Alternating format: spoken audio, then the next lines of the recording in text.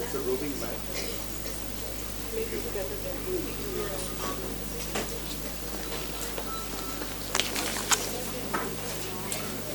We are setting up our shop here.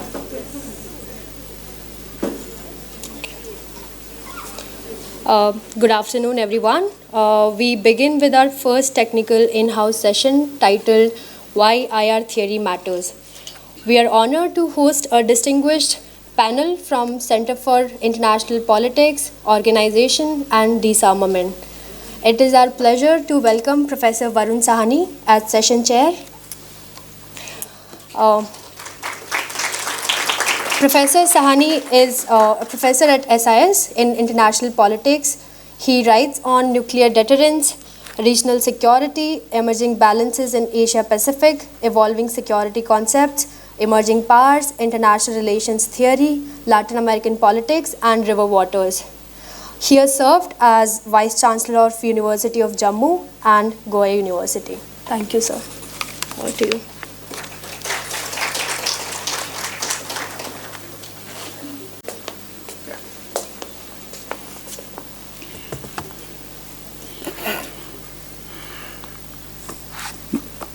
Good afternoon,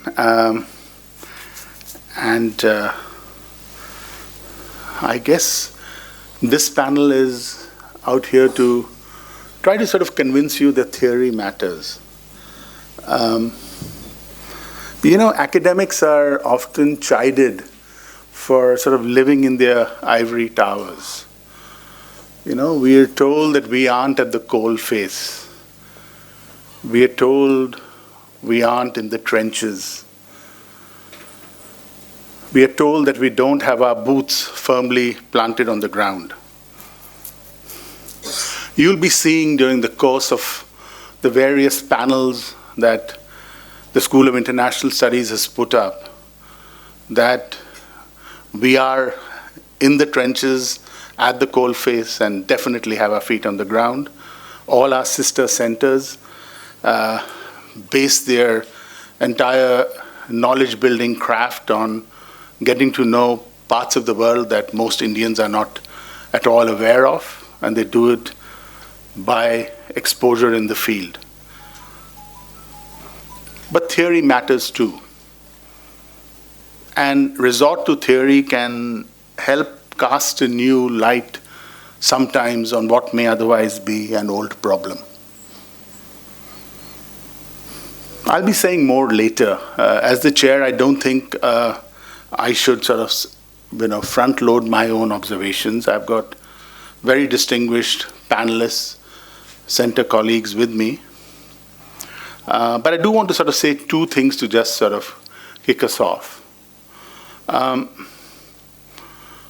first, I think, is that, any analysis of world affairs today needs to cater for the fact that it'll exist at the systemic level, at the global level, and at the planetary level. And that any analysis of world affairs that is located only at one level is in some ways incomplete. By the systemic, what I am hinting at is the fact that we still live in what is a system of sovereign territorial states. And so when you think about the international system, it is ultimately a system in which sovereign states, which are territorial, that's important, are constantly jostling one with the other. But it's also simultaneously a global system. And what one means by that is that it's a system consisting of coexisting and interacting individuals, communities, societies, and corporations. So the sovereign territorial state reality is a reality, but so is this other reality. It's no less important. And it breaks down, it seems to me, into at least sort of four components. There is, first of all, a world economy, which for the past many decades has been an open and liberal world capitalist economy. Whether it's going to remain that is in fact one of the key questions that sort of we need to collectively, and not just this panel, but all of us need to think about. It's also, when we think about things at the global level, we are thinking about permeable, interpenetrated cultures. There is no longer a pristine culture, apart from, say, certain indigenous groups in extremely isolated circumstances. There is no such thing as a pristine culture today. As one of the theorists of globalization has put it, culture today is a melange.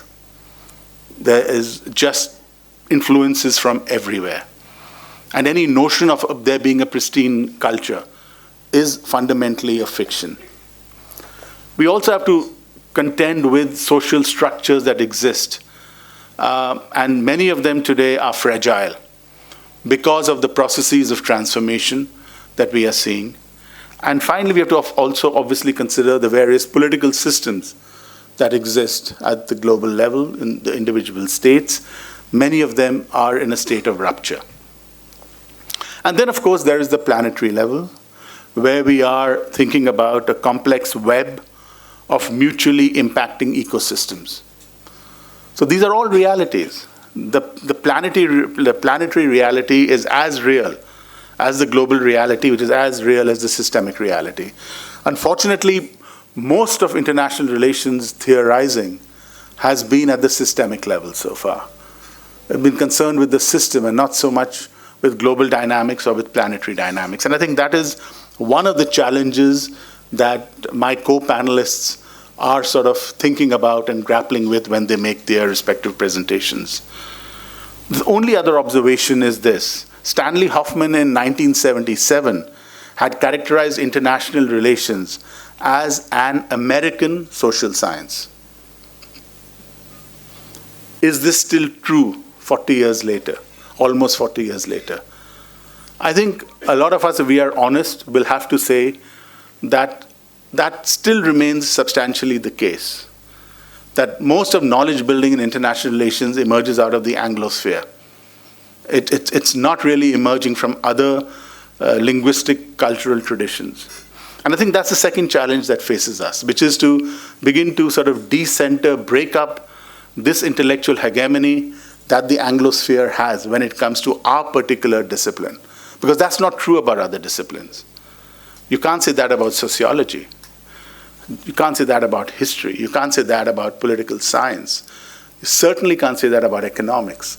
But there is something about international relations that sort of still is centered ultimately around social analysis emerging from a particular culture, a particular political tradition.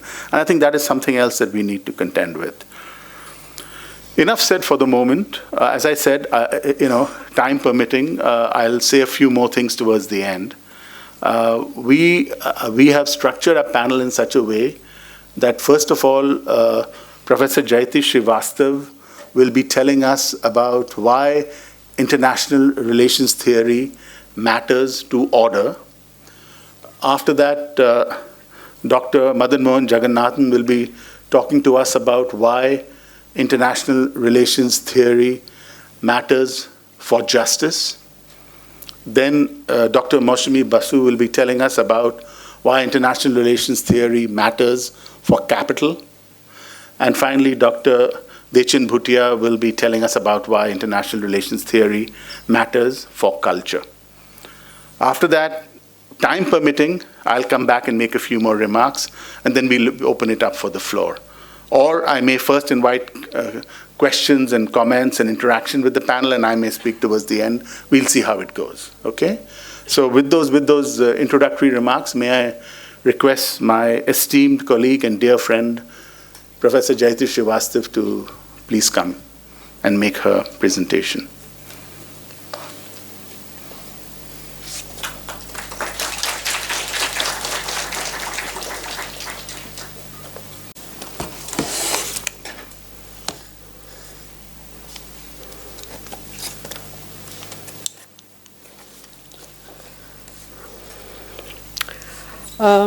Thank you, Chair.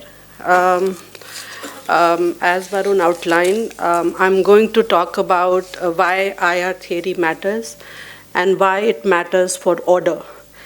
I categorically move beyond realist explanations of order, thinking that I have many illustrious colleagues who would deliberate on that at some point. We miss Rajesh at this point in time. So my rendition is about liberal theorization of order, its genesis, what it entails, what it hides, and what does it mean for IR theorization in general. Talking very briefly about the history of international order, liberal theorization traces its lineage to Westphalian state system, seen as a bedrock from which has developed the present-day liberal international order. According to them, or the way they perceive it, this order does not have a prehistory. It is geographically limited in scope and only foresees in terms of only foresees future in terms of end of history.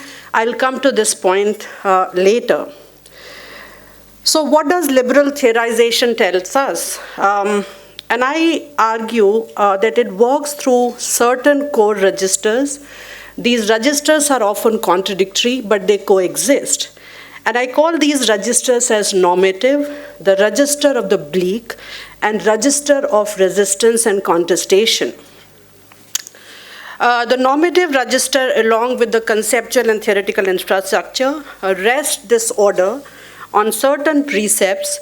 It writes on liberal imagination and its attendant promissory notes, belied or otherwise, but promises nevertheless, and therefore very promising.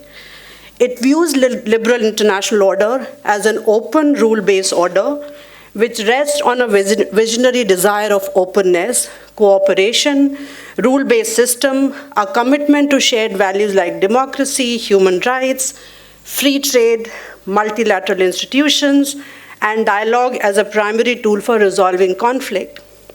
Essentially, a system of established norms, rules, and procedures that keep the order intact, that keep the order going. Here, states, as rational actors, pursue wealth and security. They recognize that they have convergent interests, that cooperation can advance their mutual interests, and they have a long shadow of the future. Hence, states cooperate. They cooperate through institutions, they cooperate through regimes, which also play a very, very critical role in steering and maintaining order. This is clearly an idealized vision or idealized vision of order. It may or may not obtain, or it may obtain only partially. But the normative core or the promise of liberalism remains robust and provides it a fair degree of resilience too. This brings me to the second register, which I actually draw from the conception of bleak liberalism advanced by Amanda Anderson. She clearly is not an international relations scholar. She comes from the world of literature. But through intellectual history and literary analysis, she argues that liberalism has an extremely creative way of balancing its critique and echo its moral objective. That liberalism is a politics of desire and hope, and hence liberalism perseveres. Juxtaposing her argument to the international, one can characterize it as bleak liberal international order, where actors remain committed to its core principles even when they go unrealized or sometimes violated. So while liberalism is prompted by enduring challenges, these challenges become constitutive of the very liberal order that we are talking about. Liberalism thrives, it perseveres because people fear that it may be lost and it is something too valuable to be lost.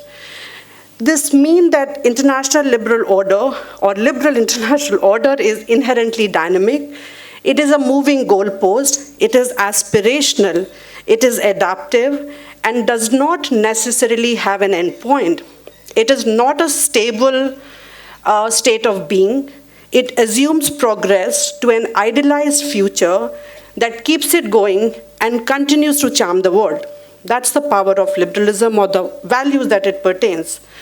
This also opens up possibilities for change and transformation, both within, and I talk about in particular the transformation within. It brings me to the third register, which I call register of contestation and resistance. Here, contestation and resistance are not seen as aberration to the liberal order. Instead, they are regarded as foundational to order or constitutive of it. Thus, the very notion of liberal order subsumes within it fissures, fractures, and hence order and its discontents are also co-constitutive. It must also be underlined here that obsessing over order is the forte of the powerful, while contesting or resisting the existing order, in an agential sense, the bastion of the weak. It is the powerless, it is the disadvantaged who contest the myth of liberal universalism, but rather than abandoning it, calls for its reform. The values of the liberal order, therefore, continue to resonate. Such resistance and contestation comes in various sizes and shapes, from the demand for equity to demand for recognition, to redistribution, to correction of historical wrongs, and retribution and restoration for acts of violence and injustice, both historical, past, and the present. This brings me to the last point about reflecting on the very art of theorization itself. Put simply, theories are ordering mechanisms to comprehend the complexity of international order. Theories, no doubt, are useful in explaining regularity in behavior, regularity of outcome, and potentially also predict the future. As Karl Popper said, theories can be understood as nets cast to catch what we call world, to rationalize the world, to explain the world, to master the world. The art of theorization, however, rests on an assumption that the real world is there for comprehending and should be comprehended. To quote Rosenew, thinking theoretically assumes that human affairs are founded on an underlying order, that there is a pattern, an order which theorists can decipher. The pertinent question here is what kinds of theories and whose theories matter, and how the world of theory and order intersect, and whether theory precedes or follows order. My position on this question is that knowledge production, like many other human activities, tend to seek glory and grandeur.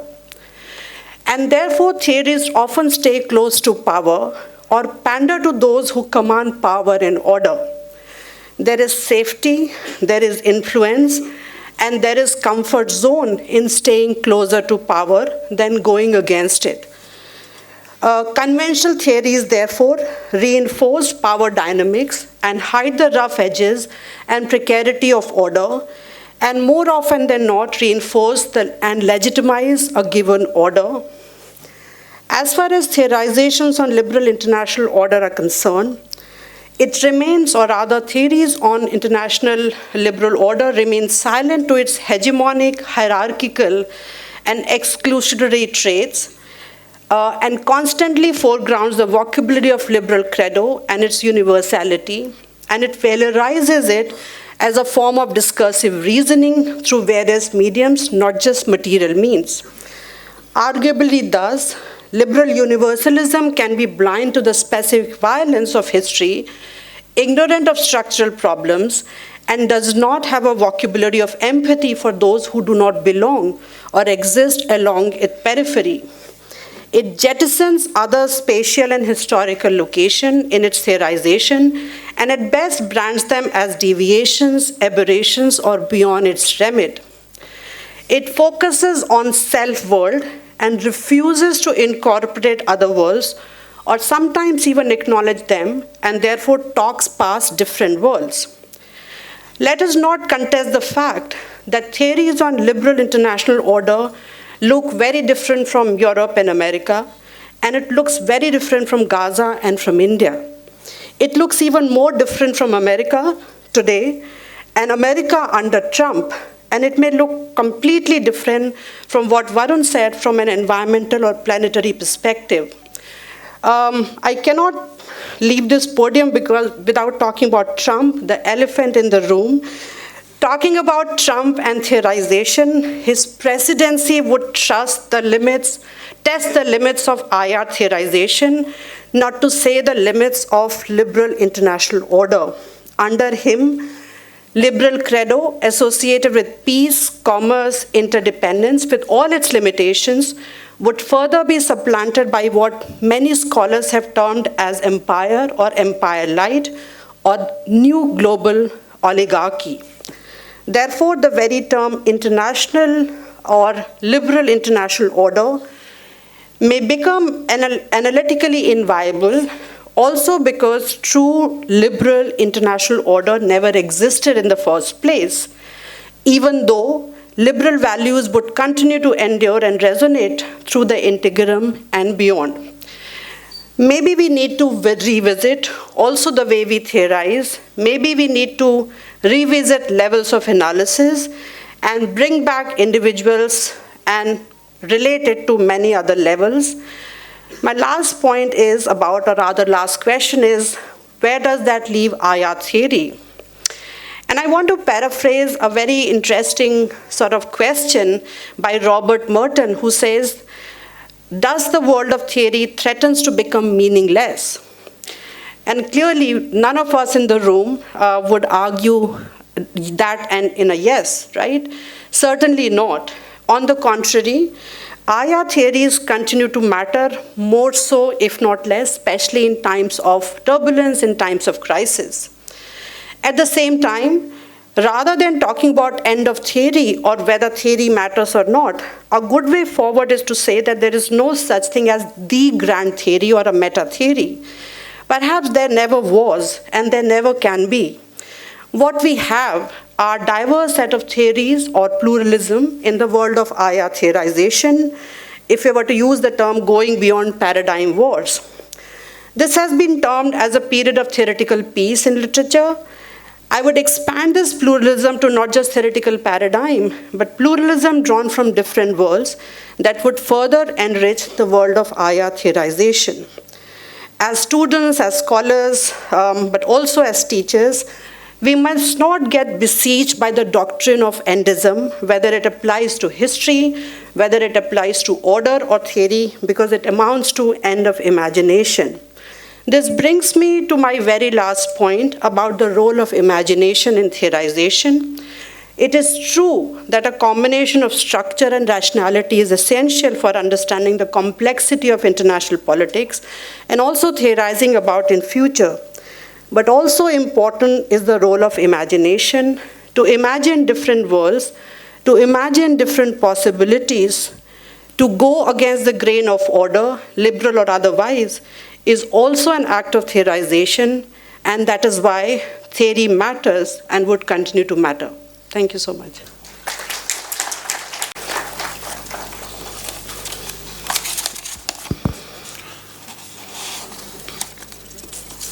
Thanks so much for that, Jayati. It's lovely. Great way to kick us off. Madhan, please go ahead now.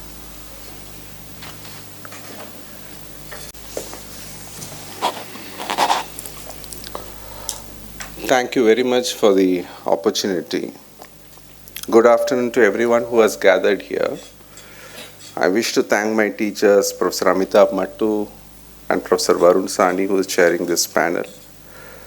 It's also an opportunity to thank other members of the panel, Dr. Manish Tabade, who nudged me to present, Professor Preeti Singh, members of the organizing team of the conference, and other members of the faculty. I would like to thank my students from whom I continue to learn.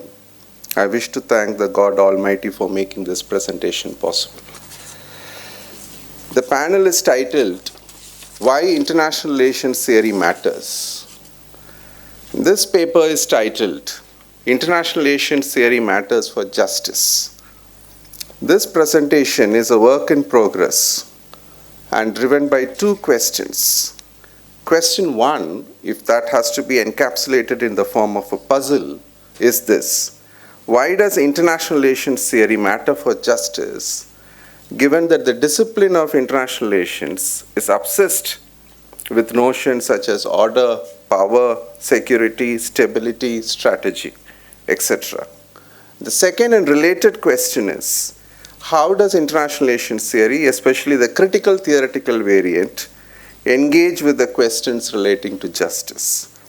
I shall grapple with and address these questions in the following manner. I shall try to derive the core argument in this fashion.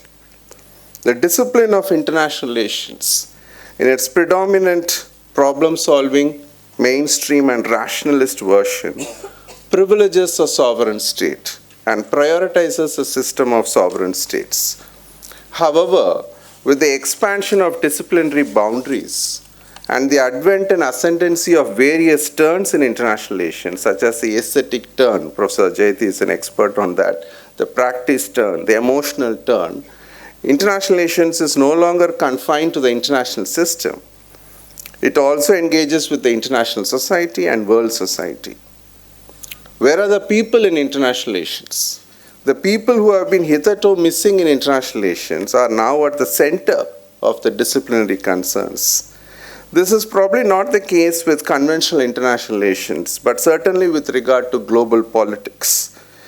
Global politics is a new nomenclature, the new name of the game, and amongst other perspectives, global politics is grounded in critical theoretical perspectives.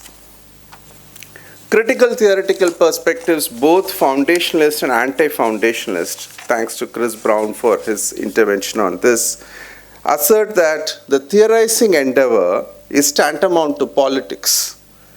To cite Andrew Linklater or to quote Robert Cox, quote, "Theory is always for someone and for some purpose," unquote. What critical theories do, what theory does, how does theory become action, how do ideas translate into tangible action? Rather, let's ask a question in fact, what critical theoretical perspectives do not accept.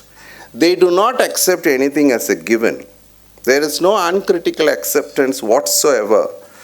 Critical social theory and its extended variant in global politics, namely critical international theory, challenge and question the status quo, howsoever sacrosanct the status quo may be. Critical theory questions a social status quo. Dr. B.R. Ambedkar's scathing critique on the caste system, advocating its very annihilation, is an apt illustration. Critical theory questions the economic status quo. The Marxian critique on private property is a perfect example, or the Marxian critique on Adam Smith for that matter. Critical theory questions the political status quo. For instance, democracy may turn out to be a tyranny of majority if it is not substantive and inclusive. One could go to J.S. Mill's critique on Bentham on this. The spirit of critical theory is to make a dent on the status quo and, if possible, a rupture on the status quo. How does critical theory go about? How does critical theory spearhead the cause of justice? It unpacks the taken for granted entities such as the sovereign states. It unsettles whatever that has been normalized, including hierarchy, exclusion, discrimination, and marginalization.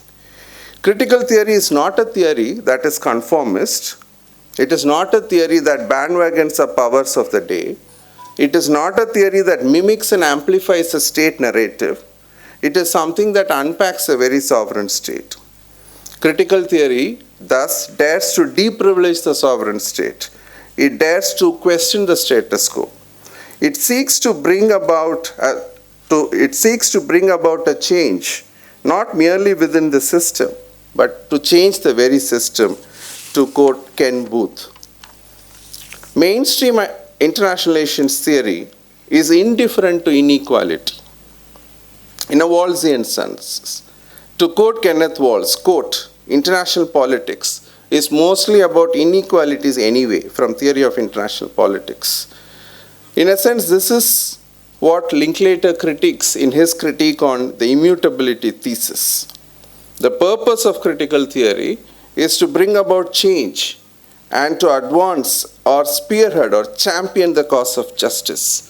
To quote Karl Marx in probably the best place ever in the world, JNU, quote, "Philosophers have only interpreted the world in various ways. The point is to change it," unquote. And to cite Andrew Linklater, Quote, critical theory argues that knowledge about society is incomplete if it lacks an emancipatory purpose.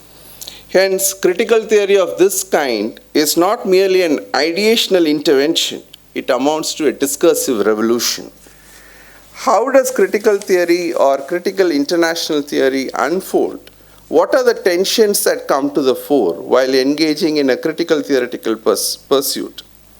The question to ask, number one, are we creating yet another binary, say problem-solving theory and critical theory, say the rationalist and the reflectivist theory? On this, a solution has been attempted theoretically by Chris Brown by way of enunciating critical problem-solving theory. Methodologically by Milja Kurki in her work on causation. Question 2, yet another binary is the Western versus non-Western IR theory. The question to ask, however, an uncomfortable question is this binary helpful? Does a label of non-Western IR theory render justice to the diverse and complex perspectives within the non-Western world, or for that matter, to put it bluntly, within the larger strand of non-Western IR theory, is the strand of Indian international relations sufficiently inclusive or is it eminently exclusionary? The third question on the question of emancipation, for Ken Booth, emancipation probably implies the liberation of individual and community from constraints, from physical, social, and economic. But is emancipation becoming sectional or parochial? If the crux of discourse ethics is that no one ought to be excluded and everyone has to be included, maybe the answer lies in, quote, emancipation of the species, unquote, to cite Andrew Linklater. It is probably apt to quote in the Indian context, in the context of Tamil Nadu, what the current Mr. M.K. Stalin-led Tamil Nadu government says, quote, Ellorukkum ellam, unquote, when translated in English, quote, everything is for everyone, unquote. Question number 4, how does critical theory or critical international theory proceed methodologically? Certainly and predominantly, critical international theory is post-positivist. And if we add the lessons from reflexivity and positionality, we arrive at this inference. Nothing matches the richness of experiences, and theory or knowledge is more authentic, legitimate, and perhaps even more scientific if it is anchored in experiences. This is relevant in the context of who can speak for whom. It is not just about can the subaltern speak. Who can speak for the subaltern? For Cox, all theories have a perspective, and theory is neither value neutral nor universal. If we extend and extrapolate these points in the Indian context, and if we engage with indigenous theorization, the experiences, the sufferings, the life and works of M.K. Gandhi, Dr. B.R. Ambedkar, Periyar, E.V. Ramaswamy, M. Karunanidhi, Narayana Guru, and various other thinkers and leaders, their life and works translate into seminal bodies of knowledge. These constitute exemplary theoretical treatises on justice, especially social justice.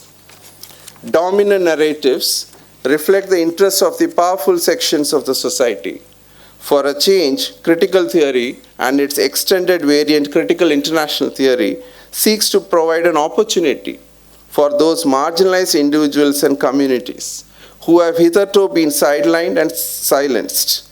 It provides a window of opportunity for the marginalized to narrate their experiences, to express their grievances, and articulate their perspectives.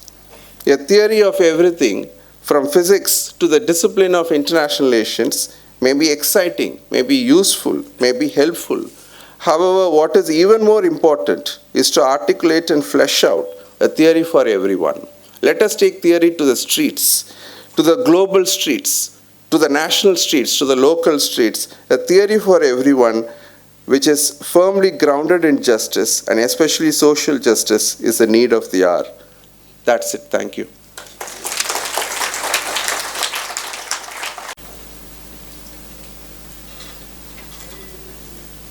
Yes, I will try.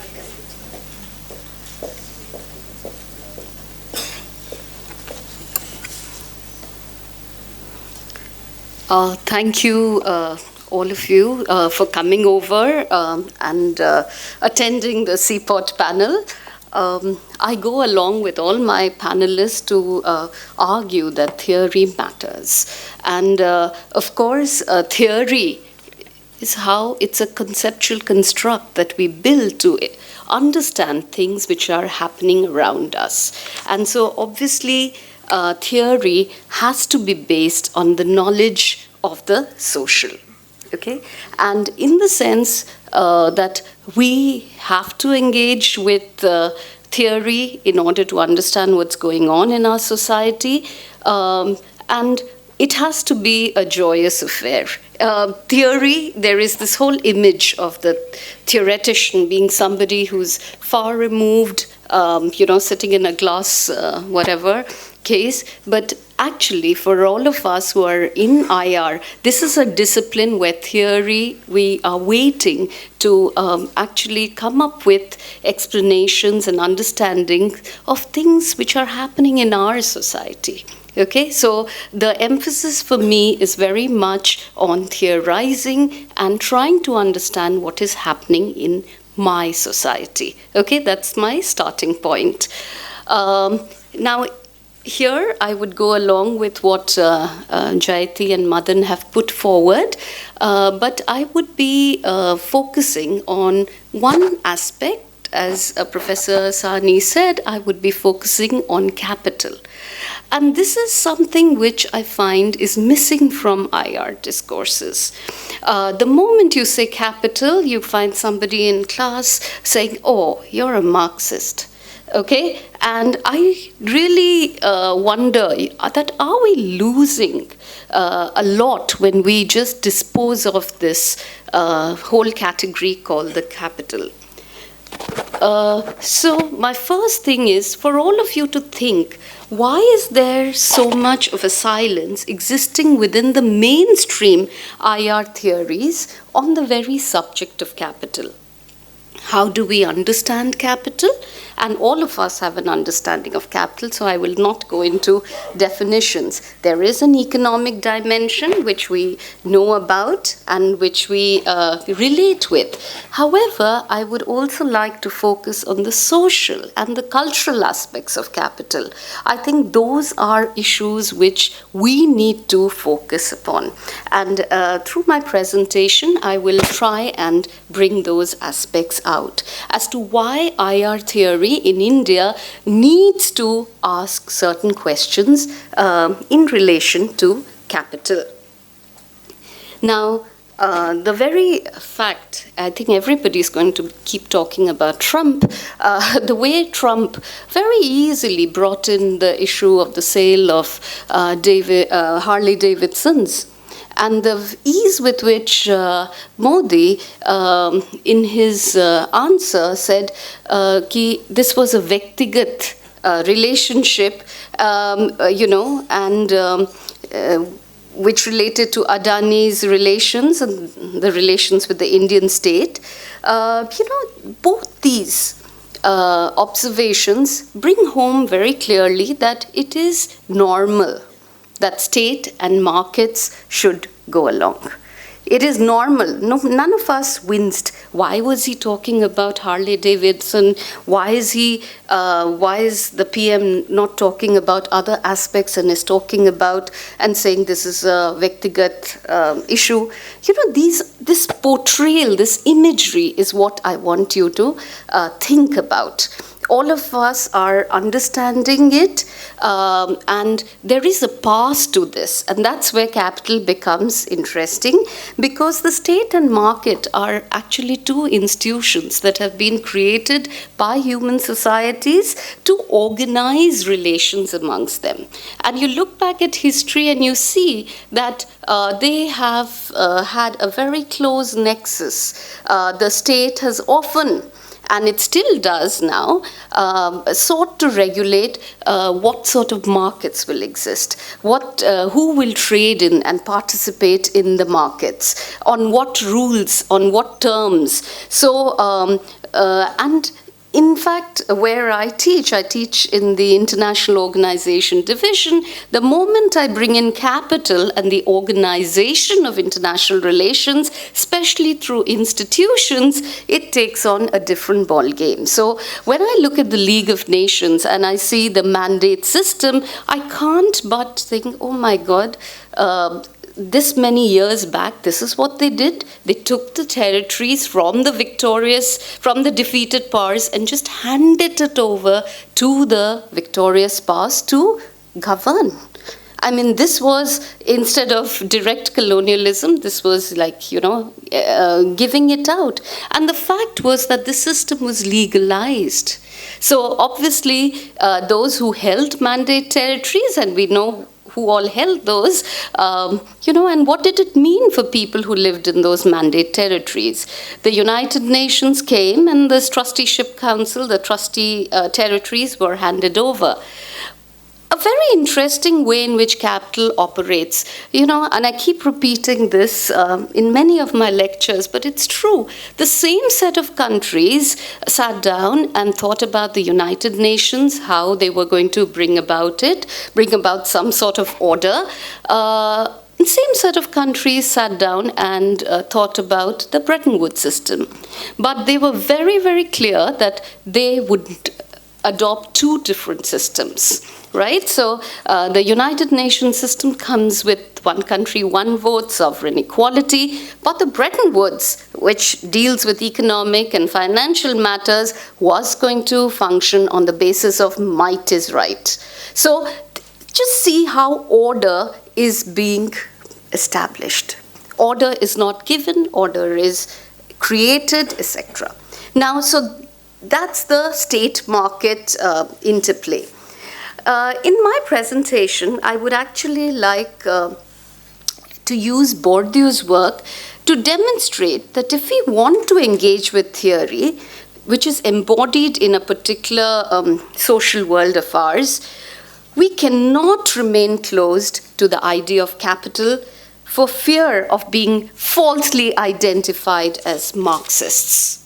Okay, and in SIS, I would like more emphasis, both by the students, both by faculty, to think along these lines. I work in the area of development, so that is what I will focus upon. And here, when I'm trying to bring on this whole discussion on social and cultural capital, I would see how I would group it into a theory of IR. I think in our societies and many other societies, including those in the West, there is an actual crisis of representation. Madan said, who speaks for whom? All right, we have a very, there is a communications revolution, so everybody owns a phone. And everybody feels empowered that they are contributing to the public discourse. But actually, when you look at it, one like here, one like there, it's actually not, the discourse is still being controlled. And that is where social capital comes in. The networks, some people's networks matter more than others, okay? And somehow they set the rules. So when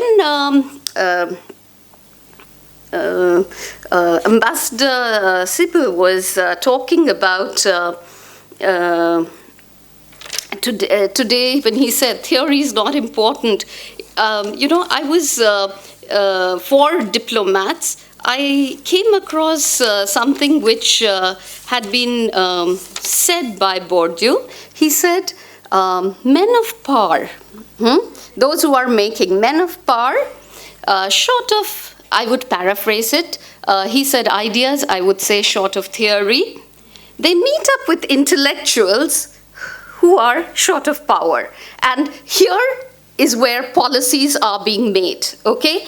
And the rest of the population who don't have networks which can sort of reach the higher echelons, their representation, etc., it doesn't matter.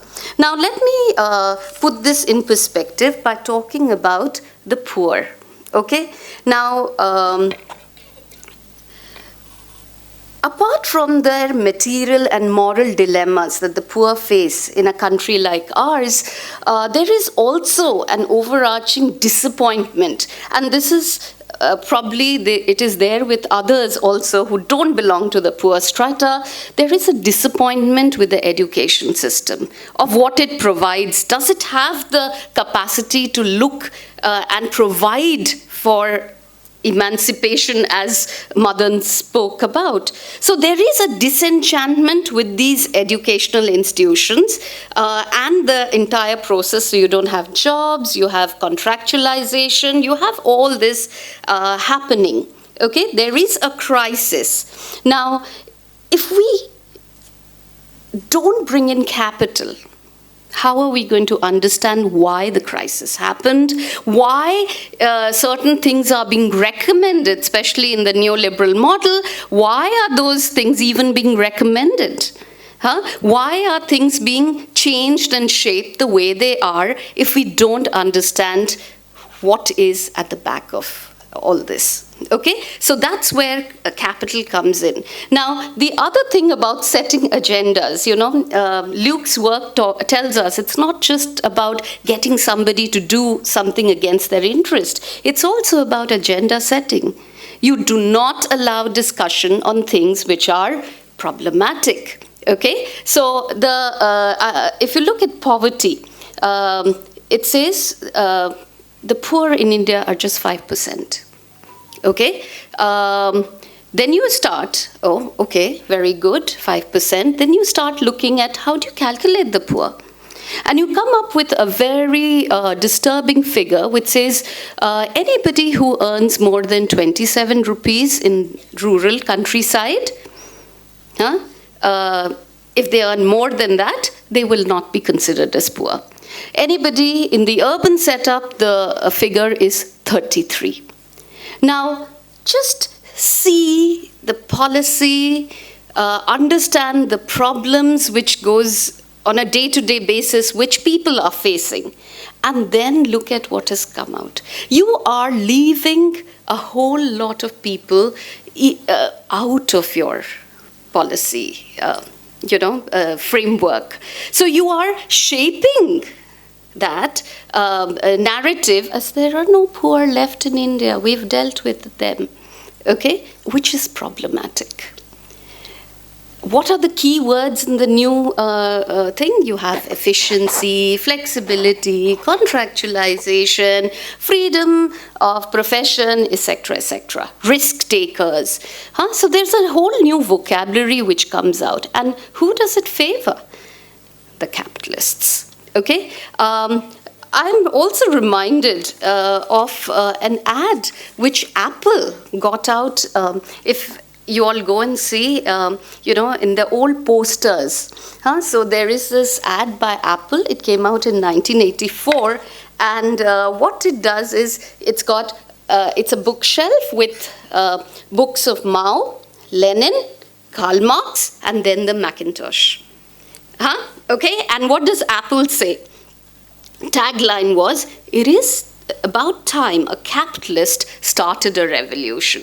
So you will come across a lot of this thing of,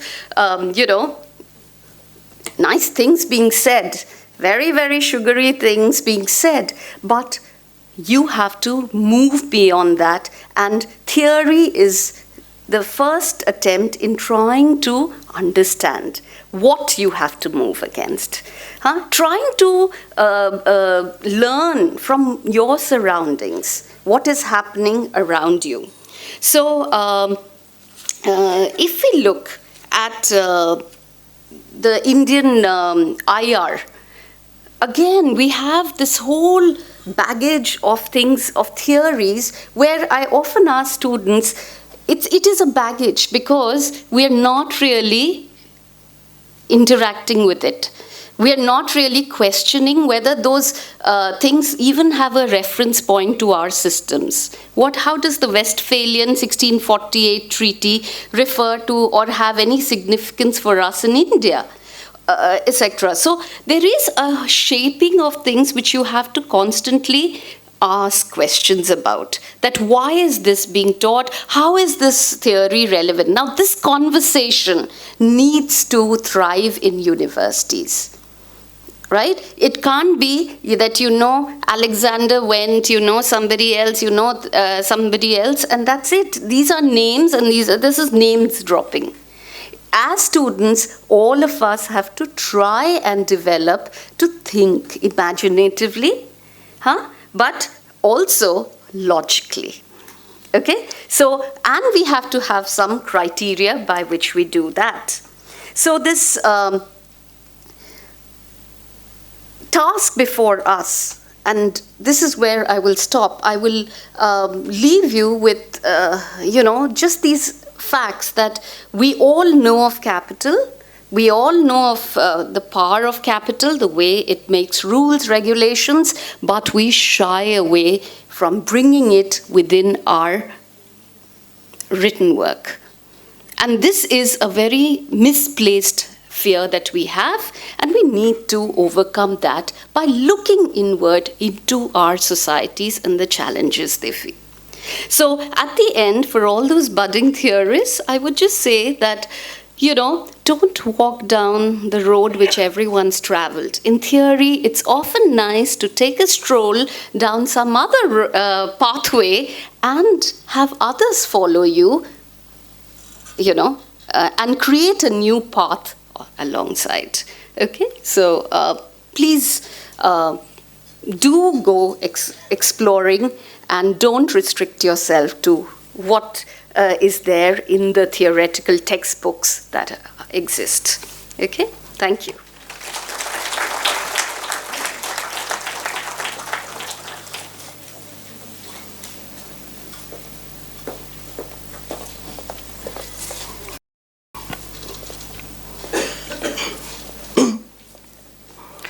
Good afternoon, all the distinguished professors, our Dean of SIs, all the faculty members, and all the students seated here today. The title of my presentation is Why Culture Matters for IR Theory.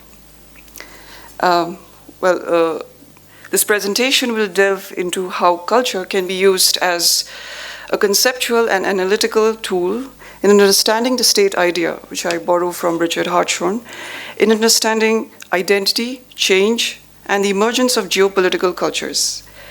It underlines the potentiality of constructivism and critical geopolitics in mainstreaming concepts such as culture that otherwise seldom figure in the dominant IR theories. I would like to begin this lecture by not asking the question, what is culture? A ubiquitous term that everybody present in this hall would have an answer to in some form or another. I would ask the question, what culture does, and why culture matters in IR theory. Culture, a term that is paradoxically characterized by its ubiquity in IR on one hand, yet marked by its stark absence in the theoretical landscape of IR, thus becomes all the more intriguing and begs closer scrutiny. This lecture, short as it may, intends to throw the spotlight on this seemingly familiar but conceptually powerful and analytical tool to understand the state, considered to be one of the most important actors, and in some cases, the most important actor in IR, whilst shedding some light on to its identity, change, and the subtle ways that inform the geopolitical, along with various manifestations of geopolitical cultures that shape contemporary IR.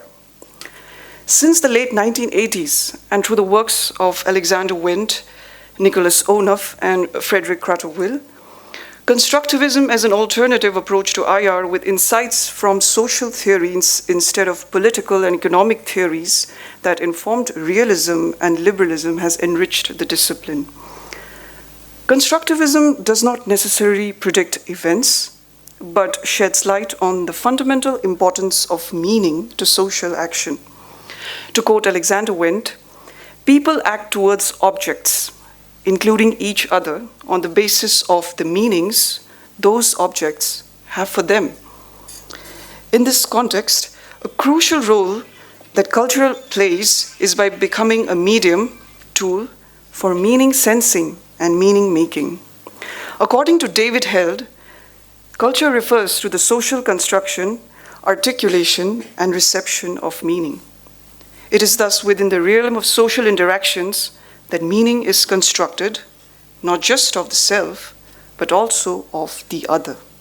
It is the meaning through which we humans experience our being through our creation and sense of objects, artifacts, beliefs, texts, sounds, and images moving through time and space.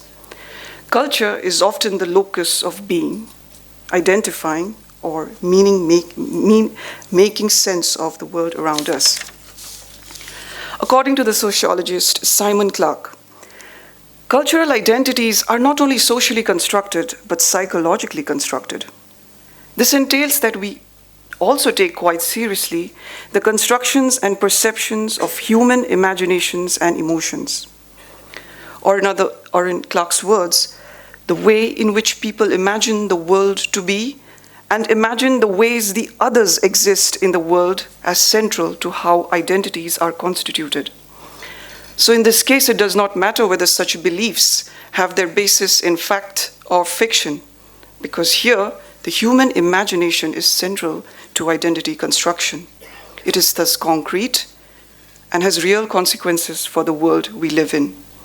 One of the core concerns of constructivism is identity and how it defines and bounds state action. For them, the processes of meaning-making and identity shaping mediate between material factors and strategic rational decisions. The modern state, as defined by the German sociologist Max Weber, is a human community that successfully claims the monopoly of the legitimate use of physical force within a given territory. Territory, on the other hand, is one of the key concepts in the field of political geography. Since the era of Frederick Ratzel in the late 19th century, who defined state as a living organism that continuously grows and expands, the concept itself has been closely studied by many political geographers. Prominent among them is Richard Hartshorne, who used a different approach from his counterparts in understanding the state. In his seminal article, The Functional Approach in Political Geography, he underlines the primary and continuing problem of every state, which was how to bind together more or less separate and diverse areas into an effective whole. He lists the two types of forces, centrifugal and centripetal, that act on the state area.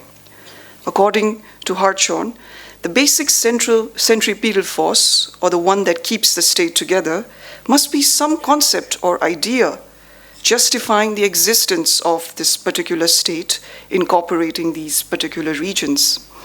The state must, in other words, have a raison d'être, or a reason for existing. Thus, the state idea for Hartshorne would be something that gives meaning to a state's existence as a coherent territorial unit. Though Hartshorne did not talk about identity per se, but his emphasis on the state idea in functional terms of organizing its diverse territories into a single unit called the state, on the basis of some concept or idea, was essentially going beyond Weber's understanding of state that claims monopoly of the legitimate use of physical force within a given territory. Ideas such as nation and nationalism, a socio-psychological phenomena, could be one of the raison d'être, or the reason for existence. It is here where human imaginations and emotions become central to what Simon Clarke, as mentioned earlier, notes constitutes or shapes the identity of modern states, or in other words, modern nation states. Nationalism, for instance, thus taps into the psychological dynamics of group identity in powerful ways that endorses the state as the ultimate embodiment of its people's aspirations and identities. Now I proceed to look at change and how constructivism views change. Constructivists emphasize the social effort that plays a key role in making and maintaining the present international system of states. They view states and non-state actors not just as products of international system, but instead actors that play a decisive role in shaping it. They influence and in turn are influenced by the international norms and institutions they construct. As foreign policy preferences are reordered, as new ideas, interests, and new values emerge through time and space, change is the only constant in international politics. As political cultures in terms of beliefs, symbols, and values of specific nations define the situations in which political action occurs, a change in these very same beliefs, symbols, and values reshape the identity of states. Today, globalization and the revolution in information technology may have facilitated the development of transnational or supranational identities, for instance, the European Union. Yet, interestingly, the identity at the national level continues to remain a powerful force. Example, Brexit, Britain's withdrawal from the European Union. Now we shall delve into the emergence of geopolitical cultures. To understand this, I would like to distinguish between two conceptions of geopolitics. One, geopolitics, which depicts, records, analyzes the material realities of the world in terms of its geographic location, resources, access to sea and land routes, and the economic and military strength of a state. And two, geopolitics as an interpretative culture practice that helps make meaning. To build on this latter idea, I shall turn to critical geopolitics and the ideas of Gerhard Toll in understanding how geopolitical cultures are formed. According to Toll, this practice is not a narrow one confined to formal experts, but a broad one shared by populations, popular geopolitics, and governments, practical geopolitics. Here, geopolitics can be viewed as a series of dynamic cultures developed within and shared across an interstate society. Anchored around this perspective is the notion of geopolitical imaginations, which looks at contestation between images of where the state is perceived to be located in the world. These images are simultaneously geographical and political. According to Toll, it addresses the primary acts of identification and boundary formation and engages with the geographies of the unconscious. For instance, it interrogates how does a population situate its country within a world of geographical regions and collective identities?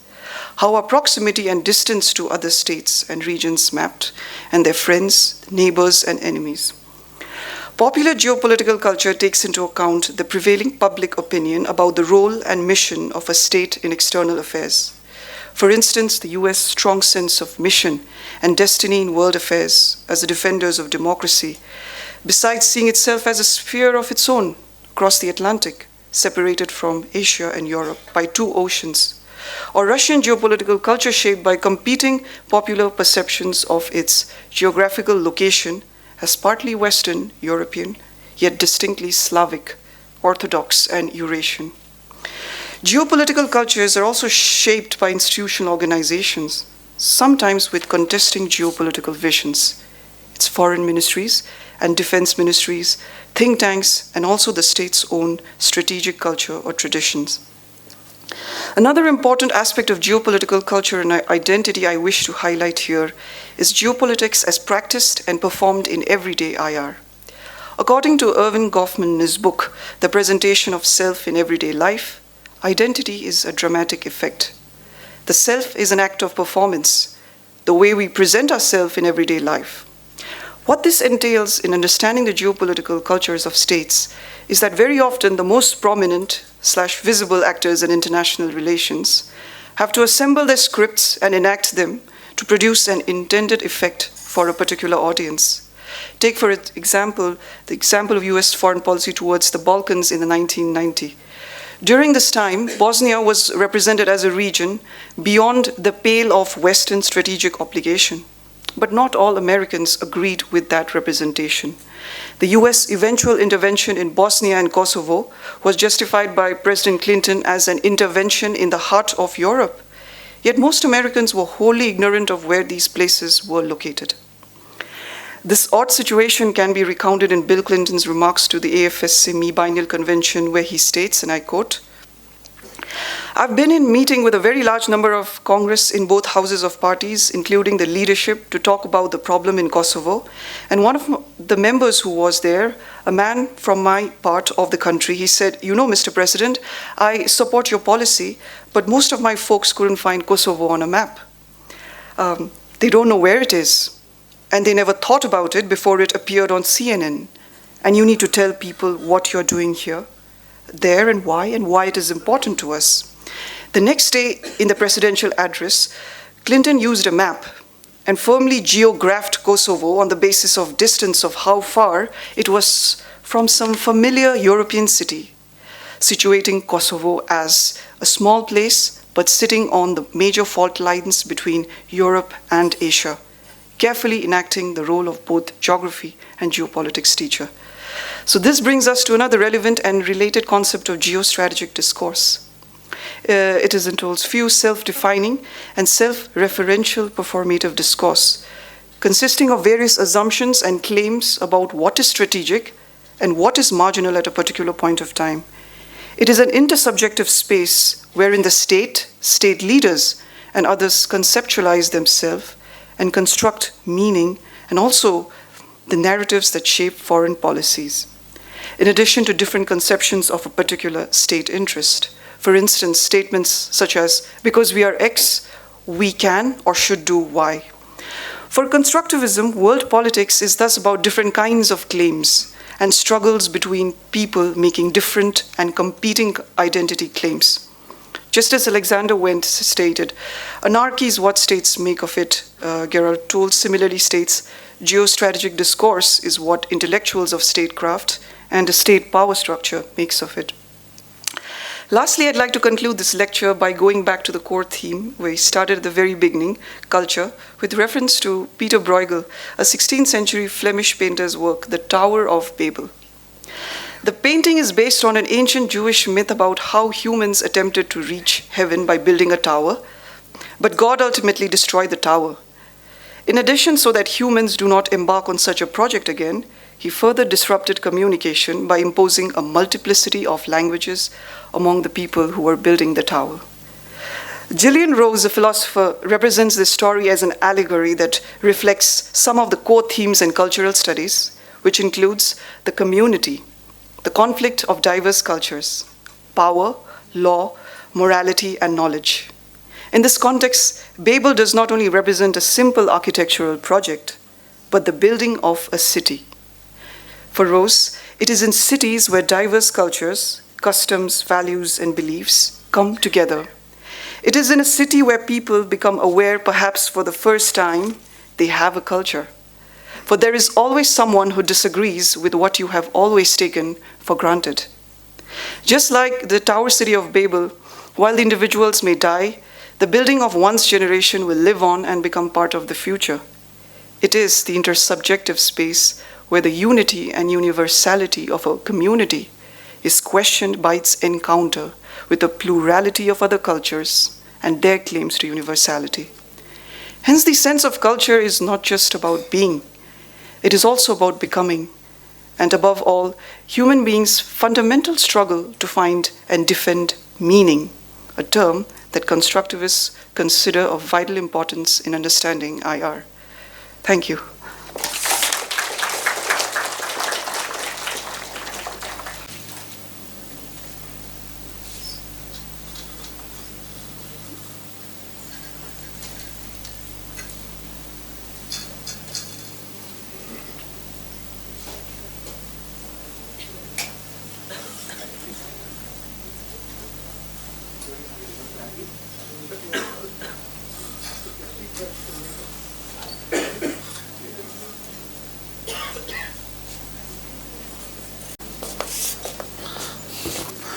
Well, as I prepare to leave this place, it's great to see CIPOD is in such good hands, and that's fantastic. I really thoroughly enjoyed the presentations of my colleagues on this panel. Really, really good stuff, I thought. Why don't we do the following? Let's first sort of have some interaction while these presentations are still fresh in our minds. And then if there's time permitting, I'll say a few words at the end. If there isn't time, then that's okay too. Doesn't really matter. So we'll take sort of interventions from the floor. There need not be questions. They could be commentary, but just keep it short. If it's a comment, let it not be too long, please. If you aren't a faculty member, please identify yourself. And we'll probably take them in groups of 3. And I already know one distinguished faculty colleague of mine wants to ask a question, but in the best tradition of SIS, let's see if the first intervention can come from someone who doesn't yet have a PhD, and we'll then do it. I'd seen one hand way back there somewhere, but anyway, here, please go ahead. Can we get a microphone there, please? Okay, there you go. Hello, I am Bishwarit Das. I am student of CWS, PhD second year. Sir, your lecture referred that the Stanley Hoffman say international relation is an American social science. It is true. But it is also true that Indian history has a lot to offer in international relation. Just like the Mandal theory, and if I remove the Mandal theory, if we study the Samudragupta military expedition, we study that when he captured 11 kingdoms in South India, initially captured, then he reinstalled the former kings in the kingdoms, and in the excess of tribute. So it is a classic case study of alliance formation. So should our school promote historical study more? Because without a strong historical understanding, we can't develop our indigenous theory. Understood your point, yeah. Professor Salma Bawa wanted to, please. You want to come up here and ask the question? Most welcome. I was trying to get the dean to come up here, but he's demurring. So. Probably the dean can. No, please go ahead. I want to thank my colleagues in CIPOD for kicking off the discussion today, and the rest of us will be coming through. So just 2 sets of comments based on, I think what first Jayati said, and then I think Moushumi you said, or the Madhan. Anyways, the 2 sets of thoughts are the following. First is this notion about order. And Jayati, I think, correct me if I'm wrong, but you presented a binary that there are those who are interested in protecting the order and those who are contesting it. I would wish that we expand and go beyond this binary, because I think every state, and if you look at order is created both as a very conscious design exercise, which is where the UN systems came in, and the disconnects over there, and order also is appearing out of interaction in a very constructivist framework, right? When interactions produce a certain set of rules of engagement. And you could look at it both as formal and informal in that sense. Anything like a BRICS is also producing a certain kind, a constellation of order which regulates relation, if that is what we're talking about, or order as getting everybody to produce results in a certain way. My simple contention, and what to open up a discussion, is to argue that I think those who even create contest, and those who contest also create. It is a far more dynamic, and one does not preclude the other. So the US today would be seen as the very creator of the Bretton Woods and the UN systems is today challenging, has challenged it multiple times, even though it seems to be one of the strong proponents to support the order. It has periodically, rather all the UN Security Council members have actually contributed to the erosion of what they would call as the maintenance of the order, what was created in 45 at one level. So I would say that one would not look at it just purely as a binary construct of preservers and contesters, but that how order is to that extent for every state that part which engages and produces something for their interest, and when it stops producing what they need for their interest, they very conveniently would choose to contest it, or they find that the particular order does not produce the kind what they want, and therefore would be willing very consciously to design other structures, which may or may not sit into very good constructs of the existing order, and therefore we see ad hoc coalitions coming up, what we call as club governance, because that also is producing the net sum of regulating behavior of the states. So if order is in some ways something which is about the behavioral notion of how states regulate relations between them, then I think it's a very fascinating way that the creator can be the disruptor, and the disruptor can perhaps, because it is benefiting from the current existing architecture a lot more, may end up becoming a preserver. And that kind of really twists the argument. There is an assumption and there is a historicity to it, that there is a starting point to a particular notion of the 45, but that there are other kinds of orders which also prevail, right? And then how do we navigate that space would be fascinating. If you go beyond the binary construct. Great. There was one hand up there. It's okay. Vanakkam. My name is Appandai Raj. I'm doing IRA second year in SIS. So Professor Moushumi Basu mentioned about gender. So my question is, how sexuality and queerness figure in international relations? As Professor Varun Sahni pointed out, IR still reminds us so social sciences emanating from global north, such as America. So how does queer international relations figure in the knowledge protection that happened in global south? And one more question, Professor Madhan pointed about how Indic IR is eminently exclusive. So when we talk about Indic knowledge projections IR, it panders to the dominant discourse. And how do we ensure that the non-Aryan or the non-dominant discourses feature in IR? Thank you. Should we take these three, and then we'll take the next round?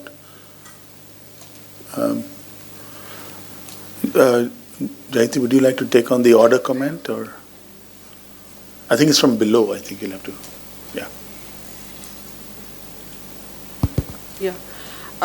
Yeah, thanks for all those comments and questions. I actually, do not see order and disorder or non-order in binary terms.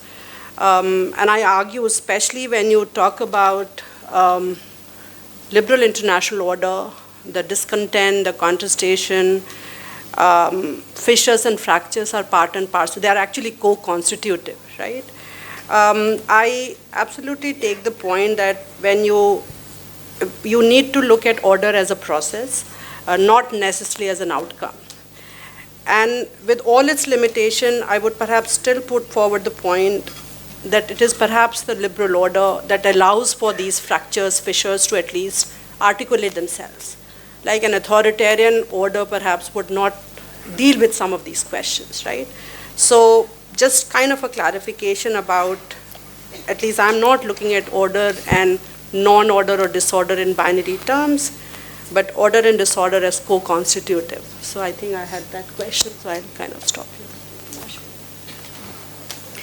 Well, I'd like to come to it from another point of view. How does, here again, I'm focusing on communities and things. So I remember the Narmada Bachao Andolan and the way they, at that point in time, in the late 80s and 90s, a ragtag group of people, ragtag in the sense we didn't have technology, they managed to get the World Bank to come to India and do a report by which they withdrew from the project report. Now, when you talk about, and then the World Bank came back and said, oh, yes, we need an institution which will give the project people direct, access to the bank in order to democratize it. So, when we are looking at IR, my whole thing is look at the larger participation. Initially, IR was, when it was taught to us, it was only states. And where were people in it? And for me, the coming to this has been that, how have people challenged in their own ways the order? Now, coming to Appandarai's question, when communities come in, they write their own histories. right? And if you look, there's a fairly developed history of the groups that you're talking about. It's high time SIS also included or made them part and parcel of the core structures, but there is that. And for me, it's not a Western concept. There are enough groups here with which you can theorize historically, etc. And I'd pass it on to Madhan to answer the others. Yes. Thank you, Mr. Hriday Raj. I mentioned Indian international relations, not Indic. My point is that Indian international relations, it's a welcome move, but it has to be made more inclusive, which means it ought to be representative of multiple discourses, but it can only be representative of multiple discourses if the personalities involved are representative of various sections of society, and currently it is not. It is mostly representative of the dominant castes and dominant classes. So Indian international relations awaits a subaltern turn, it awaits a Dalit turn. Thank you. Dr. Dechen, anything you want to say in this round? Or? No, thank you. Nothing to respond to. Yeah, so I mean, it's not just looking at history. You've got to look at sociology.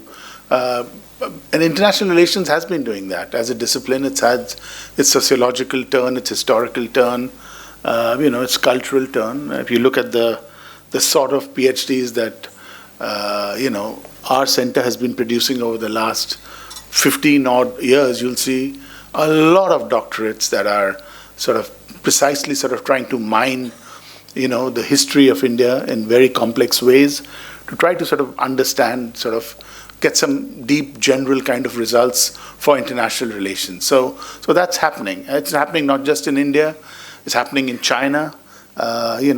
Yan Shuitung and scholars of that ilk, Fudan University, etc., are trying to do the same thing with classical Chinese thought. We are seeing signs of this in Latin America. Brazilians are particularly active on this. So yes, I mean, there is an awareness that international relations as a taught discipline and as a research discipline needs to break out of its origins, which were definitely Anglo-American. The history of the discipline is very clear, right? But there were always other voices. Raymond Aron, there was an early French contribution in the discipline of international relations that somehow never took traction, but Aron, as a sociologist, said some very interesting things as well. And in the Islamic world also, there are some very interesting thinkers now who are looking at the history of Islamic societies and trying to ask whether there are other ways of thinking it. African scholars are doing it. In some African universities, you have very interesting work happening. So it's happening, but it's happening slowly. And it's a lot of this is still not at a stage that has gone and entered, the standard syllabi and curricula of international relations programs. It's happening.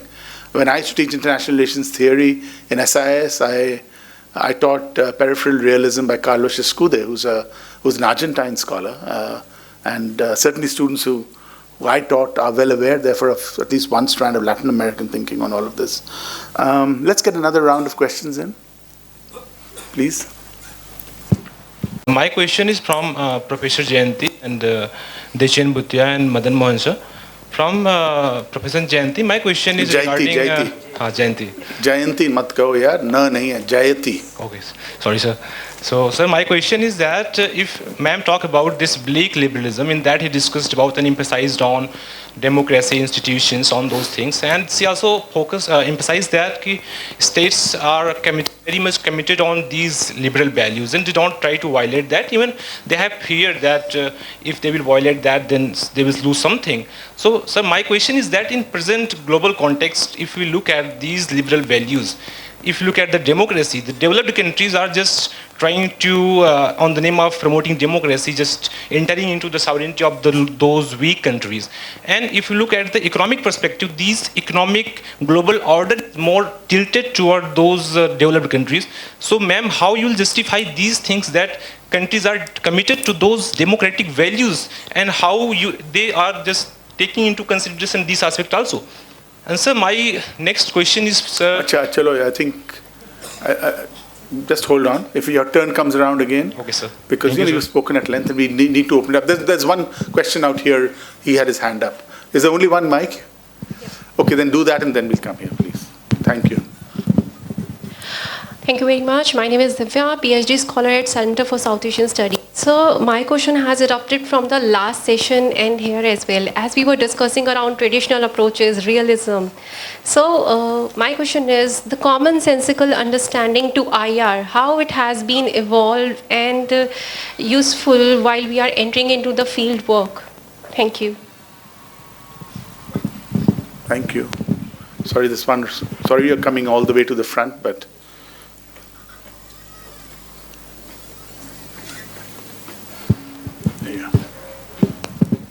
My question is on emancipation. I am Nilotpal Kant. Yeah. I am a PhD scholar in Latin American studies. My question is on emancipation, but before that, I want to say everyone have walked through the libraries and one have seen the statue near library. No one knows what a statue is about. It's a scholar holding owl in its soldier and talking about Mills and Hegel's. It's about Minerva owl.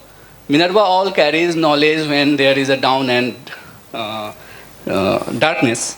So from that transnational idea that it carries the place, we see there is a fade and no one cares about those transnational ideas that has brought, and that was really talking about emancipation. So my question is to Madan sir, how do you see transnational idea as a emancipatory force in some another society where it is completely ignorant or unknown? Thank you. Dr. Madan, would you like to start off, please?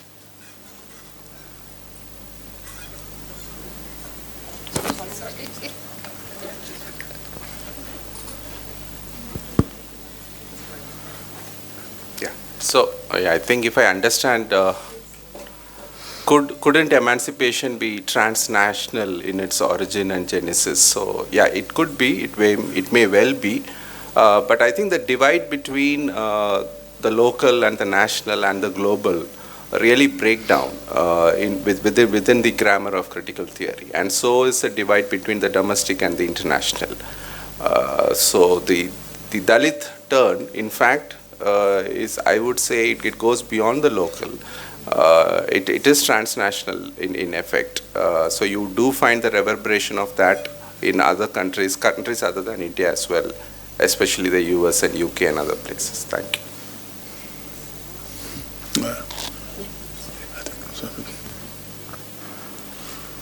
I think it's on. No. Talk about politics of naming. I think it's now not on. Talk about politics of naming, and I think Dechen kind of partly hinted at that in her presentation, but nevertheless. So, I mean, to your questions about, something about liberalism and the problematic sort of posturing that liberalism does.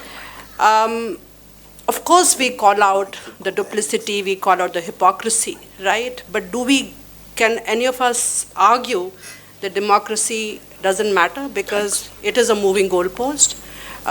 Do we give up on freedom? Do we give up on equality? Some of the core tenets, and I think the point that I'm trying to make is, and I think many other sort of scholars are trying to make, is that these values persevere, right? These values are, and just because they are not realized doesn't mean they are not valued anymore or should not be valued anymore.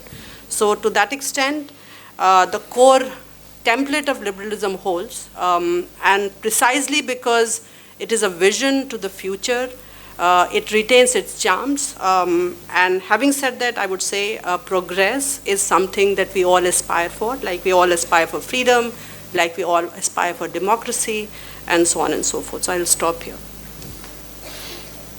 Anybody wants to take on the question on the common sense of IR in fieldwork? Dr. Madan? No? I used to be an area specialist once, until this university refused to hire me as an area specialist. I believe that when you're doing fieldwork, you should let the field speak. Very honestly, you can go there with all your concepts and your theories, and of course they guide your research. You're deriving hypotheses from your theories, and they're useful, and you're testing those hypotheses out. But I mean, field research is ultimately about hearing the field, and it's more than anything else, more than even asking questions, is an ability to listen, and listen to nuance. And particularly for those of us who do field work in countries that are different from our own, which is pretty much everybody in this room who's a student of, a research scholar of, the School of International Studies, you've got to go there with a great deal of cultural sensitivity. Understand that there are things that may be commonplace for you, which are very unusual, and likewise there are things that are commonplace there that might strike you as very strange. And it's like everything else. You get better at it the more you do it. And of course, we try very hard to fund the overseas field trips of our doctoral students. We don't send them for enough time. That's been a common complaint for across three generations of SIS faculty members. But I think we still do much, much better than most other public universities in that, publicly funded overseas field research. So that's all I'll say, really, because, anything else then gets into methodology of fieldwork and so on. I think there was the question here. I understand, since the next session is not coming, Ambassador Rasgotra will not be doing that. So the session that was beginning at 5. So the organizers have very kindly allowed us to carry on for a bit longer. So as long as there are some questions, we'll keep it going. Please go ahead. Yeah. Thank you, Professor Sahni. My name is Ishan. I have two interrelated questions. And I think Professor Srivastava, Professor Madhan Mohan, and Professor Sahni, I'd be glad if you could engage with the two questions. First is regarding, so the questions are on the intersection of liberal theory, non-Western IR, and critical theory. Given the contestations of the liberal international order, I would argue that this has something to do with the dark underbelly of liberalism, which is exemplified in, say, Immanuel Kant being one of the forerunners of the modern race theory, and John Stuart Mill's placement of the colonies in what Dipesh Chakraborty called the waiting room of history. So there is something inherently wrong in liberal theory. Given that, do you think there is a threshold to the contestation register of liberalism, which you mentioned, Professor Srivastava? And secondly, given the contestations of the liberal international order, we have seen questions around the non-Western IR. My question is, why does non-Western IR not intersect with critical theory, even when non-Western IR aims to critically engage with colonial and Eurocentric, Anglo-centric epistemology? In other words, why do you think decolonial and Indian IR frameworks do not hide the question of power, do not engage with the question of power, and do not engage with the question of whose justice? Okay. Yeah, there's hand back there. Hello, I'm Mansoor Ashraf, a PhD candidate at the Center for International Politics, CIPOD. Thank you for all the wonderful presentations, dear faculty. Just a comment that I'd love anyone to engage with. Much of what we call IR theory and practices is founded on two modern dichotomies, an inter-human divide and a nature-human or nature-culture divide, wherein some groups of humans have historically dominated other humans and nature. It's another matter altogether that the humans themselves have for long been invisibilized in a statist IR. Very importantly, as Professor Sahni mentioned right at the start, as one seeks to speak to the global and the planetary beyond the systemic level, The question essentially is one of who speaks for the futures of the planet and arriving at those futures democratically. What would be, as Dr. Madhan Mohan called, an IR for everyone. And so for an IR that had to be asked, where are the people in IR in the 1980s and the 1990s, there's quite a long way to go. So the questions that need to be centered in IR change fundamentally beyond states to humans, and immediately and simultaneously also the more than human. Thank you so much. Thank you. We took 3 questions again, didn't we, or 2? One more? Yeah, there's one hand up here in the front, please.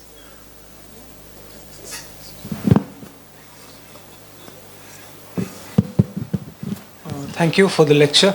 My name is Gautam Raj. I am the second year PhD student at CIPOD. So my question is mainly related to the distinction between international political thought and international political theory. As Professor Sahni said in the beginning, that we need to set our foot on the ground to theorize better. So what do you panelists think about promoting international research and writing international political thought? Because I think we gather evidences for theorization from international political thought. So what is your view? Thank you. Okay, great. I think, yeah. Always, ma'am. Just a devil's advocate. I mean, IR for all, community, bottom up, everything is very nice. Let's bring technology. Let's bring AI. Who is going to decide for whom then? Right? I think we may not be even part of the discussion at all, the way things are evolving in a couple of years. So I think we should put the biggest disruptor on the table. No, in fact, I was going to say that in the context of the, the human and the nature-culture divides. I was saying that you're forgetting the most important emerging divide, which is human-machine divide, and that that may actually make the other 2 divides for considerably less important. But let's sort of tackle it. There are no questions for this absolutely brilliant presentation by Dr. Dechen Bhutia, which is disappointing. I hope it's not because you think geopolitics isn't important, or that culture isn't important, or the constructivism isn't important. But please, Dr. Bhutia, feel free to pick up any of these questions even if they aren't addressed to you. Who'd like to start out on the intersection of liberal theory, non-Western theory, and critical theory? I think that's Madhan's natural hunting ground. So.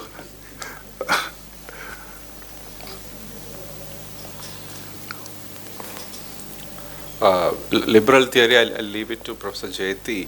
But from a critical theoretical standpoint, the liberal theory is not actually liberal. It's rather illiberal. It's rationalist, of course, and the liberal theory is not a single animal. Now, moving on to non-Western IR theory, it does engage with critical theory. In terms of the degree of intersection, may not be as much. If you do a Venn diagram, then probably not that much. So post-colonial theory is a strand within the larger genre of critical theory, and so is decolonial theory. Again, critical theory is not a single animal. So the anti-foundationalist critical theoretical perspectives, in fact, they are quite skeptical of emancipation. They consider emancipation as hegemonic. So I think there are variations within the domain of critical theory itself. Pointedly about Indian international relations, I think the point that I'm making is, which is not an original point, but it has to be made more representative and more inclusive. And I think we need to proceed in that direction. The later comment about planetary, I think IR, there is a literature on new materialism, which of course borders on international political sociology, who speaks for whom, and why are we privileging the humans over others. Last point that I want to answer is thought and theory. I think there was a question. whether thought qualifies as theory or it doesn't. Now, I think that depends on the perspective, and my perspective is not very important, but who decides what theory is? So why is it always a prerogative of the scholarship in the West to decide that this is what qualifies as theory? I would imagine if Nancy Fraser's work could qualify as a treatise on social justice, so could Dr. B.R. Ambedkar's Annihilation of Caste. That's it. Thank you.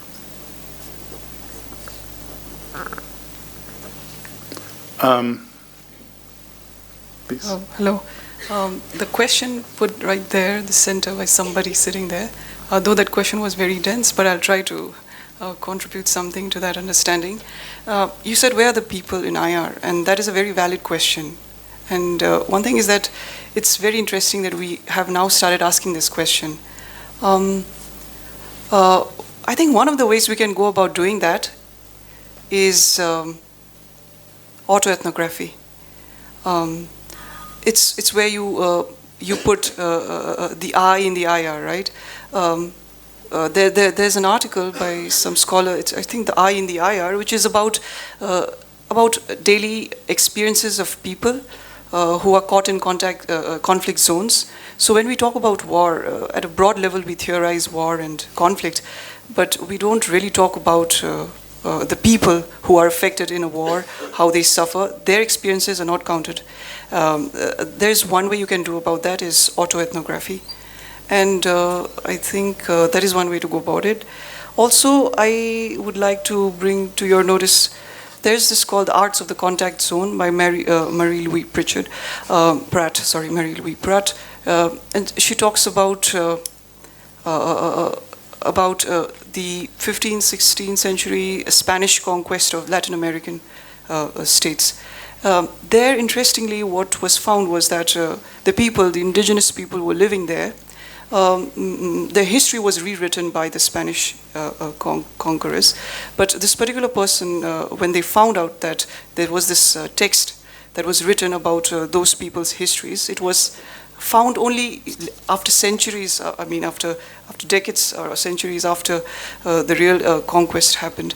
But what this means is that I think you can bring about a new understanding, whether it's putting yourself first or your histories. You need to bring it out. But the way to do that, I think one way is autoethnography, I would suggest. Thank you. So a couple of points, I think some have been addressed by my colleagues very well. So all of us are very much aware, and we have talked about that, we have written about it, about the underbelly of liberalism, right? I think part of my presentation precisely talks about, the sort of the basic the myth of universalism, liberalism, and the unmet promises, so to speak. What is the threshold? It's in the realm of possibilities, right? Maybe technology, as Professor Salma Baba said, maybe technology is something that would be that threshold. We don't know as yet, right? But liberalism also has a remarkable ability to deal with crisis and adapt itself. The whole notion of welfare state and whole range of things also it's learning, right? And it learns and it improves and it kind of then deals with challenges. So, I would say never underestimate the power of liberalism, right? Just quick points on critical theory. Of course, there is a lot that has been outlined, and I think there is a lot of room for critical thinking, but we must also be aware that unfortunately, a lot of these critical theorizations are also coming from the Western saddle, right? So we need to also then open up the possibility, just as when we talk about Indian traditions on, let us say, realism or the global South, on what are different conceptualization of concepts like power, and whole range of things. We also need to look at critical traditions of thinking in the other worlds or in the world that exists beyond the West. And I think we need to be cautious of this, lock, stock, and barrel association of, and I think, Dr. Madhan Mohan's presentation does talk about some of those, sort of possibilities. About this thing between thought and theory, I completely agree with some of the panelists. Who decides what is thought, what is theory?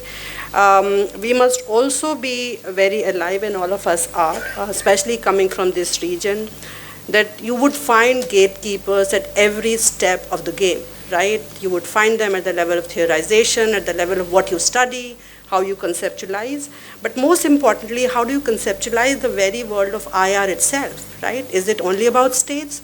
Is it only about interstate relations and foreign policy? But does it go beyond international? And I think we need to, therefore, as scholars, as students, we need to keep, breaking those barriers in different ways. And therefore also, by doing so, we also then push the boundaries of the discipline and create new thresholds for the way we study the world of IR. So I'll stop here. Yeah, so my thoughts, whatever it's worth, on the thought theory question is that while I don't disagree with my colleagues, I sort of, in a way, have a different approach to it. I do think that there is a difference between thought and theory. And I think one of the things that those of us who are interested in theory need to do is to delve into the thought to discover the theory that lies within. So it's really mining thought for theory, because any of these, whether Indian or non-Indian thinkers, were not theorists. And, we've got to therefore dig deep into their ideas, their thoughts, and try to sort of see what theories emerge out of that task. And I think, therefore, in that very limited sense, I would argue that there is indeed, and should therefore be, a difference between thought and theory. For me, theories are explanatory statements. That's what theories are. They explain relationships, behaviors, phenomena, outcomes, and they are completely artificial. They're invented eventually. So even when you dig into the thoughts of any figure, ultimately I'm saying discover the theory that lies within, but strictly speaking, it's not a discovery, it's an invention. You as a theorist are looking at a body of thought and in effect inventing theoretical propositions out of that. So even the word discovery actually sits uneasily, strictly speaking, in that sense. It's more an invention than really a discovery per se. And I actually find it quite disturbing that in a way the antonym to theory is seen as practice, which was what I understand also came from the comments of our chancellor in the earlier session. Whereas it seems to me the real antonym of theory is narrative. If you really want to juxtapose or differentiate theory from something else, it's not so much practice as narrative, it's storytelling. And storytelling is really important. We are a storytelling species. From our earliest origins, we sat around campfires in the evening and we told stories. That's what we do. And we make sense of our own lives, our individual lives, based on the stories we tell about ourselves. Communities, the question that came up about queer theory is what? It's about telling an alternate story, making sense of your own life of entire communities, and so on. So, but there is a difference between narrative and theory, because narratives fundamentally answer one of the following questions: who, what, when, where, or how. And any answer to a who, what, when, where, or how question is ultimately a descriptive statement. It's describing something. What is the color of my shirt? Of course, somebody who's colorblind would come up with a different answer. So I'm not arguing for objectivity. Someone who doesn't have sight may not understand the concept of color at all. So obviously there's deep subjectivity even there. But ultimately, we are still in the realm of description, and when it comes to description, we know the richer the description, the more the detail, the more the description appeals to us. Those pieces of literature that describe in detail are considered to be very fine samples of literature, right? But that's not explanation. And that's what, to my mind, theories are. Theories are explanatory statements. And theories really answer one and one question only, and that question is why. And any answer to a why question is an explanatory statement. And the fundamental difference is that whereas a description is invariably either true or false, so you can apply the truth test to a description. If somebody says that my shirt is yellow, clearly that's wrong. That's a wrong description. You cannot apply that test to an explanation. An explanation cannot be true or false. An explanation can only be good or bad. And because an explanation can be only good or bad, ultimately it's all subjective. You've got to decide whether that explanation works for you. You've got to figure out whether that particular explanation of that particular phenomenon is an explanation that carries weight as far as you are concerned or not. It sort of sometimes disturbs me a bit when, students sort of see theory as being, memorizing the names of certain key theorists and certain schools of theory and certain key propositions in each theory and sort of, thinking that that's theory. Whereas it isn't. Theory are the explanatory maps we carry in our heads. Theories come and go. There are moments in which a particular theory carries a lot of weight and then it goes. So liberalism, which we are all beating on today, mercilessly, I might say, with a cricket bat, in its bare bones liberalism, in the Renaissance sense of liberalism, it's emancipatory. Liberalism is about the individual human being stripped of all constraints.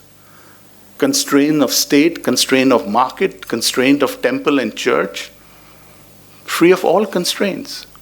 Literally, in its truest, purest form, liberalism is about the sovereignty of the individual human being. Now, there are problems with that when you're dealing with a planetary ecosystem, which is on the verge of collapse. And maybe you need to now think about new forms of liberalism. But the point is that, we need to sort of have a kind of a sense of how, this all shakes out historically. And therefore a lot of, a theory that was emancipatory in practice turned out not to be so emancipatory. This is still JNU, so I'm not going to mention what that theory is, because I don't want to be beaten by a cricket bat. But you get the point. So these things, they come and go. And I sometimes sort of like to tell particularly students, my colleagues obviously understand all of this, but that let's not get too obsessed with labels. This labeling and that this is realism as opposed to liberalism, and liberalism is classical liberalism vis-a-vis neoclassical institutionalism, and here's constructivism and so on and so forth. Is much rather to see these as competing explanations. So if you really look at phenomena, particularly international phenomena, and you privilege security and power, issues of security and power, you essentially have a realist understanding of world affairs. And if you are privileging cooperation and interdependence, you have fundamentally a liberal kind of understanding of world affairs. If you're privileging transformation and emancipation, you have a critical theoretical orientation. And if you're privileging questions of morality and coexistence and empowerment, you're basically viewing the world from a feminist lens. And if you think identity and interests and how identity and interests emerge is sort of really the key issue, you are, whether you like it or not, a social constructivist. And if you are deeply concerned about questions of marginalization and integration, as clearly some of you here are, you really are beginning to build non-Western theory. you're beginning to build what we used to at one stage call third world theory. And there are so many possible variants of that, because there is obviously, just as there isn't a single West, there isn't a single non-West either. I don't know how many of you have sort of read this essay by Ken Booth, Confessions of a Fallen Realist. Those of you who haven't, find it and read it. It's really great to see how sometimes a conversion can take place in midlife. How a realist can become something else. But I personally know of liberals who became realists after 9/11. Who suddenly sort of thought that, national defense and this was important, and suddenly terrorism was the biggest issue, and so on and so forth. So this notion also that we are permanently labeled in one form or another is also something which particularly persons of a younger generation need to be cautious about, because you may in due course find in your intellectual journey that there is another sort of explanation that is now emerging that is beginning to make more sense to you. I speak a lot in sort of the institutions of the armed forces, particularly to senior officers, Army War College, Naval War College, and so on. And occasionally there'll be a colonel who'll sort of say, I'm a realist, and then will say something. And my answer is, first of all, Colonel, I'm sorry to disappoint you, but you're not a realist, you're a constructivist. And they're completely shocked, because colonels are meant to be realists. But actually, if you try to understand the import of the question that this particular colonel has asked, you can see that this colonel actually, in his head, the cognitive map, the explanatory map that he holds, is really a map which is based on the classical constructivist notion that identities and interests are endogenous to interaction. That classical lovely formulation by Wendt. The identities and interests are endogenous to interaction. It's my interaction with you that leads me to understand the meaning you hold for me, and vice versa. And based upon that interaction, I will define how I identify you, friend, foe, stranger, and that will determine how I deem my interests are vis-a-vis you. So the notion that I come with a pristine baggage of interests then is something which a constructivist would dismiss. So the point I'm trying to make is, it's a plea also in some ways for a certain amount of theoretical, heterogeneity, if we will, and a willingness to sometimes expect that we may even individually, each of us, have more than one map.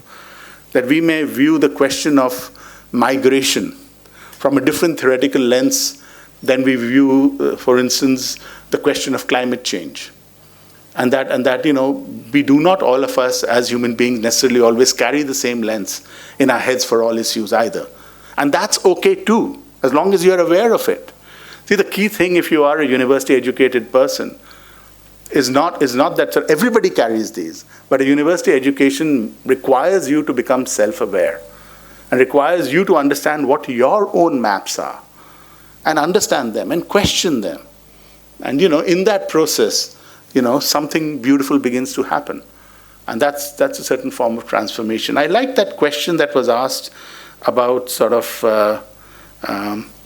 I can't remember who it was, about, what was that question? I think it was to Professor Jayati about how the challengers become, I think, was it from Professor Salma? I can't remember. Somebody asked that question. No, it wasn't technology. It was, I think, but anyway, I'll end on that point because I can see that everybody's looking quite tired now. But, the Mexicans in their wisdom, in Mexico City, they have, among their many lovely streets, they have two streets. One is called Insurgentes, and the other is called Constituyentes. Insurgentes basically means insurgents, and Constituyentes means constituents. And what does that mean? So, really that's what politics is. You have the insurgents, but the insurgents at some stage become the constitution writers also, right? So every insurgency is basically leading ultimately to the creation of a new establishment, a new normal, and that's kind of the way in which political history advances. New ideas come up, they become mainstream, then they become orthodox, then they develop their own rigidities, they create their own inclusions and exclusions, and then, that new normal is therefore no longer a new normal. It is now the norm, and then that in turn will be in due course challenged. And that's one way I believe, or certainly I use it often to sort of understand, the way political history advances. I want to really thank all my co-panelists very much indeed for their presentations. Maybe sort of writing this up into something would make for a very nice something, I don't know. But it's just a thought. I know how busy my faculty, colleague, friends are. And thank you very much to the organizers for having us and allowing us to carry on at such length. Thank you. Good evening to all of you.